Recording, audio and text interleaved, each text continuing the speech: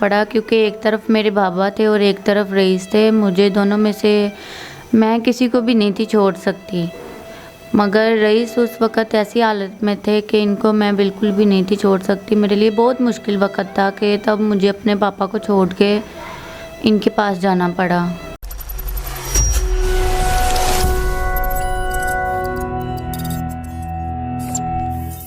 अस्सलाम वालेकुम viewers, this is Sidra. आज हम एक ऐसी स्टोरी लाए हैं जो कि सक्सेस स्टोरी नहीं है लेकिन एक सिंपैथेटिक स्टोरी है और मुझे लगता है कि ये आप सब तक पहुंचनी चाहिए ताकि इसका प्रमोशन हो। आज मेरे साथ रईस साहब बैठे हुए हैं। हम इनसे पूछते हैं कि आखिर इनके साथ क्या हुआ, क्या इंसिडेंट हुआ और अब ये किस एंगल के अंदर हैं और अब ज़िंदगी को कैसे गुजार रहे हैं। जी अस्सलाम वालेकुम। जी वालेकुम सलाम। जी कैसे हैं आप? जी ठीक है, शुक्र है मालिक का। जी रईस साहब, आप मुझे बताएं कि एक्चुअली आपके साथ ये माजूरी किस तरह हुई, क्या एक्सीडेंट हुआ आपके साथ? बस मैम मेरे साथ ये हुआ कि मुझे हुआ है टाइफाइड बुखार और टाइफाइड बुखार की वजह से मेरा जो है ना मसल्स जो है ना ये बिल्कुल वीक हो गए हैं। क्योंकि मुझे पहले फीवर हुआ है तो ये 1-2 मंथ जो है ना मतलब कह रहा है मुझे फीवर, तो उसके बाद जो है या ऐसा ऐसा ये पता चला कि टाइफाइड में तब्दील हो गया। तो जब टाइफाइड हुआ है तो उसकी वजह से ना ये पट्टे सारे कमज़ोर हो गए हैं। तो आपने टाइफाइड के बाद इसकी एक केयर होती है वो नहीं की कि आफ्टर केयर? देखें, केयर मैंने की है मगर मुझ पे ना कुछ जिम्मेदारियाँ थी, क्योंकि मुझे यही था कि बस कोई छोटा मोटा बुखार है, कोई ऐसा मसला नहीं है। तो क्योंकि मैं बड़ा था घर में तो घर वालों का मतलब कि मेरे वालिद साहब की डेथ हो गई थी। अच्छा, आप मुझे बताएं एग्जैक्टली आपको क्या है, माजूरी किस चीज़ की है? ये मेरे मसल सारे वीक हो गए हैं, मतलब कि ना हाथ काम करते हैं ना पाँव, टांगे बिल्कुल सूख गई हैं। ब्लड सर्कुलेशन जो है ना वो बिल्कुल मतलब कि स्टक हो गई है। तो आप सपोर्ट लेके चलते हैं? जी मैं सपोर्ट लेकर चलता हूँ जी। आप मुझे बता सकते हैं कि इस टाइम फिर आपकी फाइनेंशियल सपोर्ट कौन कर रहा है? इस टाइम पे मेरी देखें कि लोग ही कर रहे हैं जो मेरी वीडियो को देखते हैं, जो दर्द दिल रखते हैं। जी मैं उनको नहीं जानता ना वो मुझे जानते हैं, बस वीडियो देखते हैं और जो दर्द दिल रखने वाले हैं वो सपोर्ट करते हैं। और एक हमारी यहाँ पे लाहौर में ही है कोई सिस्टर हैं, वो राशन भी हमें मंथली का राशन हमें दे देती हैं।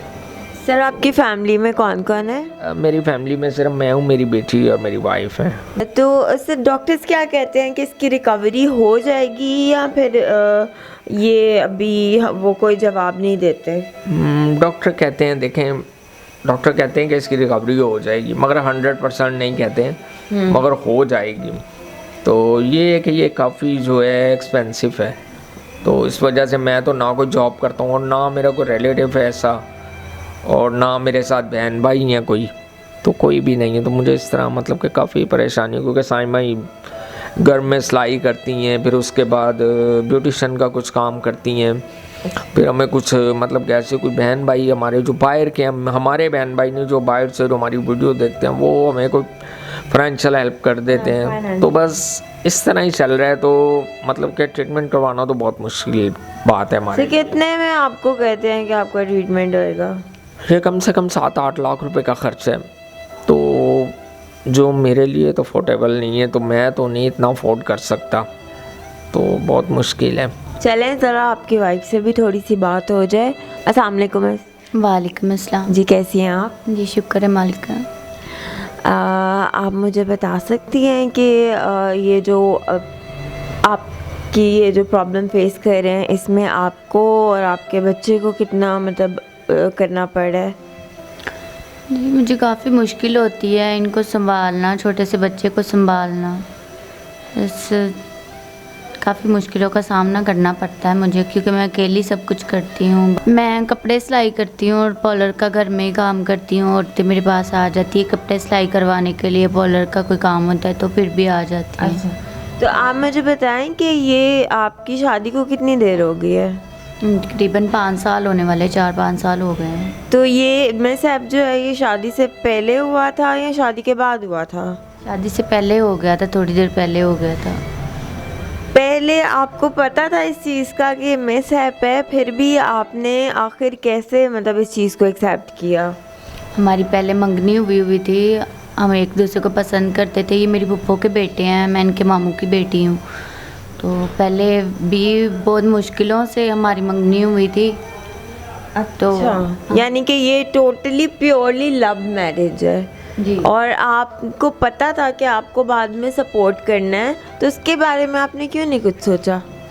ये चाहते थे कि ये मतलब कि ऐसे हो गए हैं तो ये नहीं मेरे साथ शादी करें। इन्होंने मुझे बहुत मना किया, मुझसे काफ़ी, हम पूरे दिन में तकरीबन 10 घंटे 9-10 घंटे बात किया करते थे। फिर इन्होंने बहुत कम कर दी थी जब ये बीमार हो गए, इनको टाइफाइड बुखार हो गया। तो अब आपने अपने फ्यूचर के बारे में क्या सोचा है? मतलब देखिए, एड्स लेना या खुद कुछ आगे आप करना चाह रही हैं? नहीं, मैं बस ये चाह रही हूँ कि मेरे हस्बैंड का इलाज करवाया जाए और हमें कोई छोटा सा घर दिया जाए जिससे मैं खुद कमा के। ये आपका अपना घर नहीं है? नहीं, ये हमारा रेंट का घर है। जो कितना रेंट है इसका? इसका 10,000 किराया है, जिसका मुझे पे करना मुझे बहुत मुश्किल होता है ये। अच्छा, तो आपके हस्बैंड का जो चेकअप है वो कितनी देर बाद होता है? तो चेकअप में बेसिकली वो करते क्या हैं? अभी तो मतलब कि स्टार्ट ही हुआ है, डॉक्टर से अपॉइंटमेंट लिया हुआ है तो जाना है आज हमने। वैसे भी डॉक्टर को घर पे ही मतलब कि हमने बुलाया करना है कि फिजियोथेरेपी ने घर पे ही आके इनकी एक्सरसाइज और जो भी वो फिजियोथेरेपी का काम होता है वो किया करना। साइमा, आपने एक बहुत ही बड़ा कदम वाकई में उठाया है, हैट्स ऑफ टू यू। जानते हुए कि एक बंदा जो है वो मेरी उस तरह से हेल्प नहीं कर सकता, आपने अपने आप को स्ट्रॉन्ग किया है और उनके साथ अभी भी आप उनके साथ हैं और बिल्कुल आपका जो साथ साथ काम भी आप अपने कर रही हैं, कोशिश कर रही हैं कि घर को आप अपना सपोर्ट कर सकें और ये आपकी अपनी मर्ज़ी है। लेकिन आपने अपने बच्ची के बारे में क्या सोचा है? बच्ची के बारे में आखिर उसको भी स्कूल तो जाना है ना? ख़ास करके मेरे से ज़्यादा रईस बहुत सोचते, परेशान होते, कभी कभी रोने लग जाते हैं कि खुदाया मुझे ठीक कर, मैं अपनी बच्ची को अच्छे स्कूल में डालूँ, इसकी अच्छी परवरिश करूँ। तो मेरी देखने वाले बहन भाइयों से यही गुजारिश है कि वो इनके इलाज में हमारी हेल्प करें ताकि इनका इलाज हो, ये अपने कदमों पर खड़े हो जाएं। तो साइमा, आप मुझे बताएं कि आपकी फैमिली की तरफ से लाइक कौन है जो लाइक आप शादी के बाद अकेले रह रहे हैं, कोई फीमेल वगैरह आपके साथ नहीं रह रही? नहीं, मेरी बस अम्मी मेरे साथ रह रही हैं, वो भी मैंने खुद रखा हुआ है। चलो बच्चे को थोड़ा पकड़ लेती है, मैं काम वगैरह करती होती हूँ। उनके अलावा ना इनकी फैमिली में से कोई है, इनकी फैमिली में से भाइयों ने या बहनों ने कभी हमारे साथ कॉल पे भी कांटेक्ट नहीं किया, कि पूछा तक नहीं। आखिर ऐसा क्यों? मतलब इस वजह से सिर्फ कि आपने अपनी पसंद की शादी की है और ये सब की है? नहीं, वो क्या उसका नाम है, वो एग्री नहीं थे कि हम लाहौर में आए, मगर लाहौर भी हमें एक मजबूरी ले आई। एक भाई थे जिन्होंने कहा था कि हम बैतुल माल से आपका इलाज करवाएंगे, आपको स्पोर्ट करवाएंगे, वहाँ से आपका महीना लगवा देंगे।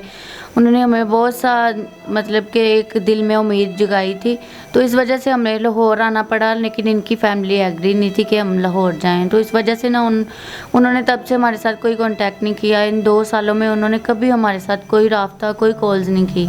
अच्छा साइमा, आप मुझे बता सकती हैं कि जब आपकी शादी हुई थी तो उस टाइम पे आपको कितनी मुश्किलें आई थी अपने रिश्तेदारों की तरफ से, अपनी फैमिली की तरफ से, कि मतलब कि कई रिस्ट्रिक्शंस लगी होंगी सब कुछ, तो आप इसके बारे में कुछ बता सकती हैं?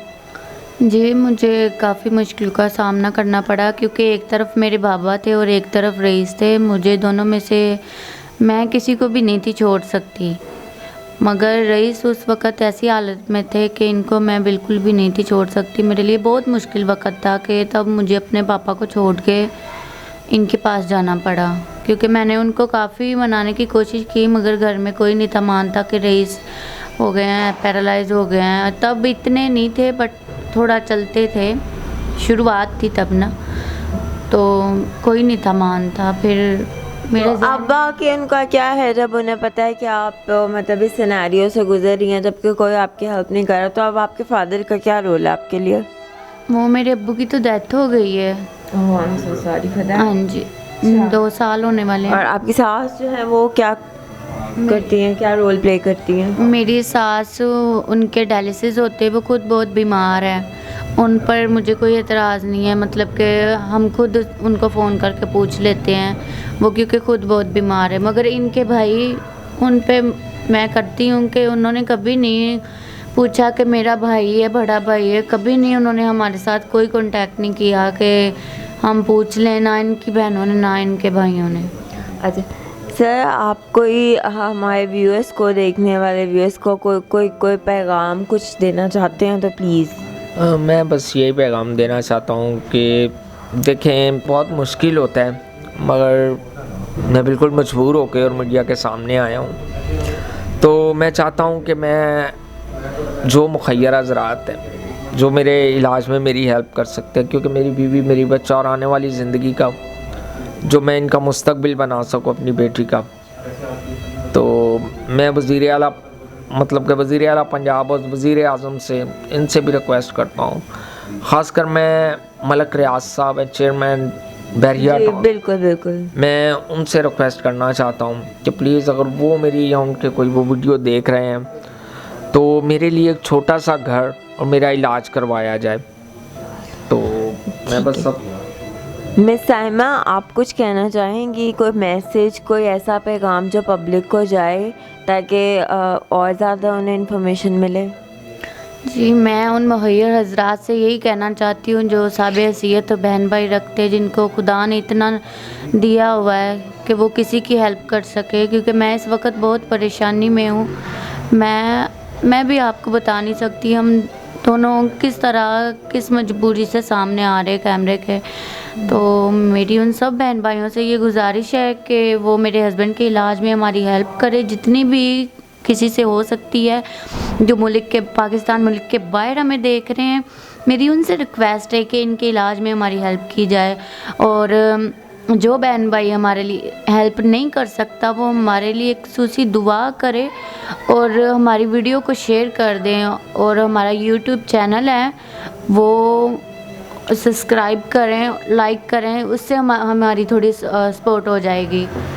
Thank you so much. अच्छा व्यूअर्स, आज आपके पास मैंने एक ऐसी स्टोरी रखी है जिसके साथ सबकी एक सिंपैथी जो होती है वो निकल आती है।